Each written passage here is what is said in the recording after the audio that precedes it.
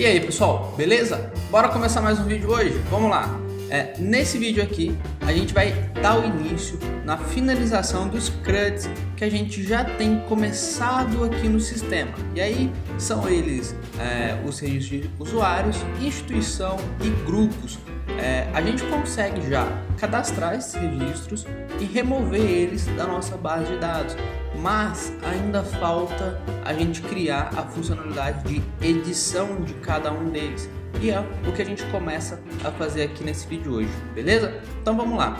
E antes de mais nada, se você ainda não está inscrito aqui no canal, faz aí a sua inscrição, que você fica sabendo quando tem um vídeo novo, e clica ali no sininho também para você poder receber essa notificação, beleza? Então bora começar. O que a gente precisa entender é o seguinte: a gente pode abrir o nosso Routes Web, e aí todas as rotas que a gente vai precisar para user, instituição e group, ela já existe, que são duas rotas que nós vamos usar, uma rota chamada edit e uma rota chamada update.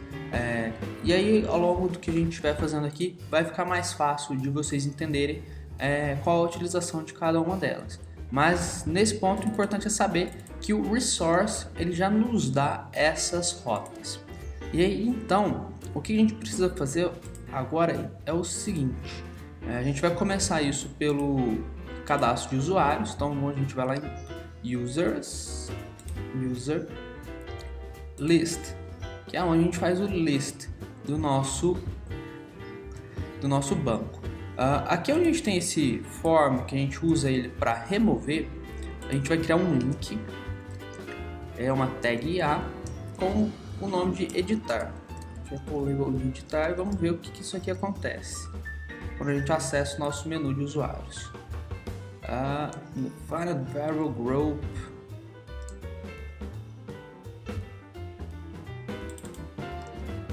Vamos ver o que aconteceu aqui, meu Deus. Ok.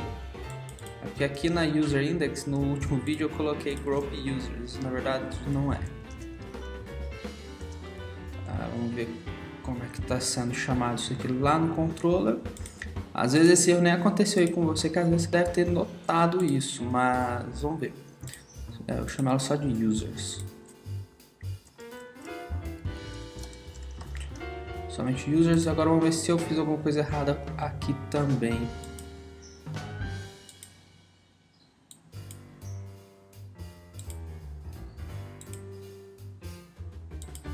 A princípio não, mas a princípio tá faltando o link ali. Cara, isso aqui era pra estar tudo ok, mas aquele vídeo que eu gravei sem o áudio bagunçou tudo. Então vamos lá, só colocar um outro link aqui. E a gente olha lá o nome da nossa route, que eu não lembro de cabeça. Groups e User Store. Não, a gente fez ela diferente.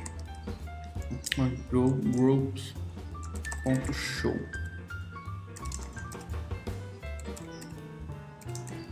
Group ID. E aí beleza, já tá ok. Então vamos lá, voltando aqui para o nosso usuário, a gente já tem o botão de editar funcionando. E aí a gente tem que fazer o seguinte: esse editar vai levar a gente para uma rota, que é a rota user.edit. E aí ele vai dizer, tá faltando um parâmetro, que é o user ID, porque aqui a gente já vai entrar no escopo de um único usuário. Então vamos lá, atualizar novamente, user edit, e ele já traz para nós, repara a rota que ele criou, user/id do usuário /edit. Essa rota, ela é uma rota get que leva para esse endereço, nesse padrão. E aqui o intuito é que a gente tenha um formulário de edição desse usuário. E aí depois a gente vai levar para uma outra rota, que é onde a gente vai realmente trazer a funcionalidade de persistência dessas atualizações no banco, beleza? Então vamos lá. Primeira coisa, ó, ele está acusando que a rota user edit não existe, então vamos criar ela. A rota não, né? A view não existe, então vamos criá-la. A primeira coisa que a gente faz é o seguinte: pega esse index e vamos fazer uma cópia dele. A gente pode criar um novo arquivo do zero e tal, mas uma cópia a gente vai aproveitar mais o tempo. Então vamos lá, edit. Aqui a gente mantém toda esse extends, essas sections. Isso aqui a gente pode manter também. E o formulário também. A gente vai manter tudo, exceto a listagem de usuários aqui. E aqui, repara o seguinte, ó. Ele está pedindo a rota users edit, então a gente vai ter que dar uma... a gente vai ter que mexer nesse método aqui no nosso controller para ele trazer a rota como a gente espera, a view como a gente espera. Então a gente remove toda aquela estruturinha do JSON ali do nosso método show. Aliás, não é do método show não, é do método edit. E aqui, só para a gente deixar no padrão que a gente já vem trabalhando, eu vou passar essa variável num formato de array.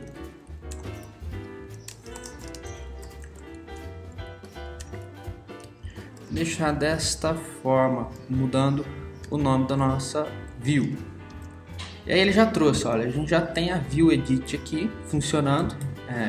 Ela é quase que a mesma coisa do cadastro, só que com uma diferença aqui na listagem de usuários. Então vamos lá. O que a gente precisa fazer nesse momento? A primeira coisa que a gente vai ver é o seguinte: ao invés de a gente usar form open, nós vamos usar form model. E quando a gente usa um form model, a gente precisa passar um objeto de uma classe modelo, que no nosso caso é user. E depois o restante é a mesma coisa. A única coisa que a gente ainda tem que fazer é que ao invés de ser user store, a gente tem que chamar user update. E aqui a gente tem que passar um parâmetro. Então ao invés de ser uma string, a gente cria um array. O primeiro parâmetro é o nome da rota e o segundo inicia os parâmetros que essa rota espera, que nesse caso é user id. E o nosso método, ao invés de ser post, é um método put, porque a gente está utilizando uma rota de manutenção de dados, então ela vai ser uma rota put. Se fosse uma rota para persistir novos dados, seria post. Como a gente vai dar manutenção em dados, a gente vai usar método put. E aqui, ao invés de ser cadastrar, a gente chama atualizar. Vamos ver o que acontece aqui agora na hora que a gente atualiza a nossa página. Ele já traz todos os nossos dados, exceto a senha, porque a senha a gente não deixa ela ser exibida. Por exemplo, se a gente vier aqui, ó, no user, a gente tem um hidden password e um member token. Se a gente atualiza isso, não vem para o form. Por quê? Quando a gente está usando o form model, deixa eu só desfazer isso, não vai dar problema, depois. Mas quando a gente está usando form model, o input password ele nem aceita um value. Se a gente for olhar aqui no nossas views, templates, formulário, o password ele nem recebe um value. Se a gente estivesse fazendo isso de forma automática, direta no HTML, a gente poderia passar a senha ali, poderia, mas não ia ser algo legal da gente fazer. Afinal de contas, a senha a gente nem consegue ver o que está escrito ali, beleza? Então vamos prosseguir. E aí, por exemplo, eu quero colocar isso como um input normal e ver o que vai acontecer. Aí ele vai trazer a senha, só que aí ele vai trazer ela criptografada. Afinal de contas, no nosso banco, essa senha está criptografada. Mas enfim, voltando aqui, vamos deixar com a forma que está. E aí, para a gente fazer essa atualização, repara o seguinte: quando a gente envia esse atualizar, ele vai disparar uma rota put. E essa rota put, ela vai levar a gente para um método update no nosso user controller. Vamos dar uma olhada então. Cadê o user controller update? Chegamos nele. ele está com a implementação padrão, ou seja, se nós enviarmos essa solicitação aqui, com certeza ele deve atualizar o nosso cadastro. Não porque deu um pau aqui no Validator, mas essa implementação, que eu quero dizer é o seguinte: nós não vamos usar ela da mesma forma como a gente não usou nos outros locais do sistema. A gente vai usar a mesma estrutura que a gente fez no Store aqui dentro do Update, e a gente pode remover todo esse código que tem aqui e deixar dessa forma. A única coisa que a gente vai mudar é que ao invés de a gente fazer um request no Store, a gente vai fazer um request no Update do Service, e o segundo parâmetro a gente passa um ID ali para esse método, e a gente já tem toda essa estrutura. Uma coisa que você pode se perguntar essa estrutura de controle nossa, principalmente nós levando essa estrutura de código sempre no Service, ela poderia ser otimizada? Poderia. A gente até deve ver isso mais para frente, como é que a gente pode deixar isso mais enxuto e não ter que ficar implementando esses códigos aqui todas as vezes. Mas isso daí a gente vê com o tempo. Agora que a gente criou esse update aqui no request a gente pode deixar só o request simples, para já simplificar a nossa vida aqui. E aqui, se a gente atualizar essa requisição aqui, ó, a gente envia, não, peraí que algo aconteceu. Vamos ver se o nosso user service tem um método update implementado, porque eu estava imaginando que ele ia dar um erro para nós. Ele tem um método implementado aqui já. Se a gente não tivesse esse método implementado, quando a gente pedir o cadastro, ele vai dar um erro que o método não existe, e aí sim a gente tem que vir aqui fazer essa implementação. A mesma coisa, a gente vai fazer um Ctrl+C, Ctrl+V do Store e a gente vai só adaptar o que a gente precisa. Vocês vão ver que é muito simples o que a gente tem que fazer aqui. Esses métodos eles ficam grandes, mas é basicamente pelo esse tratamento de erro que a gente fez, que é outra coisa que em breve a gente vai ver como a gente pode otimizar também.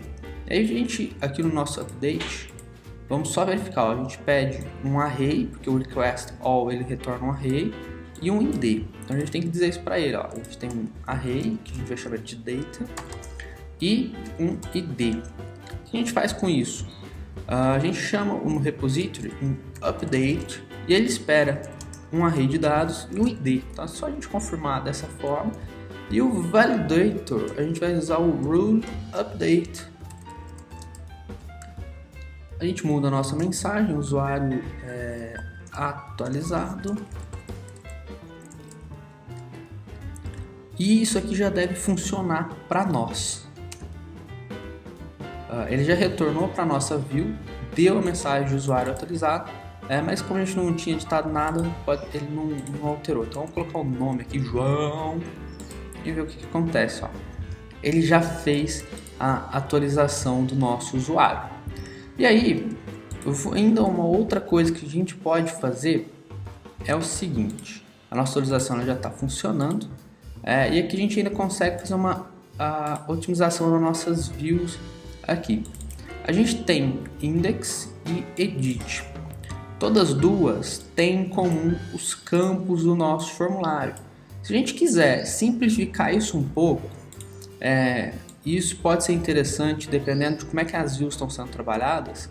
A gente pode trazer isso para a seguinte forma: a gente cria um novo file aqui, então form fields.blade.php,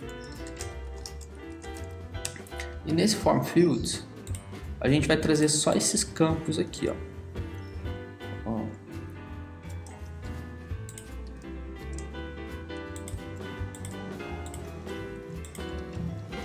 Só os campos que aquela entidade tem. E aqui a gente vai, antes do submit, a gente vai vir aqui e vai trazer user.formFields. Aí a gente não precisa passar nada aqui, só trazer ele e a gente faz a mesma coisa no index.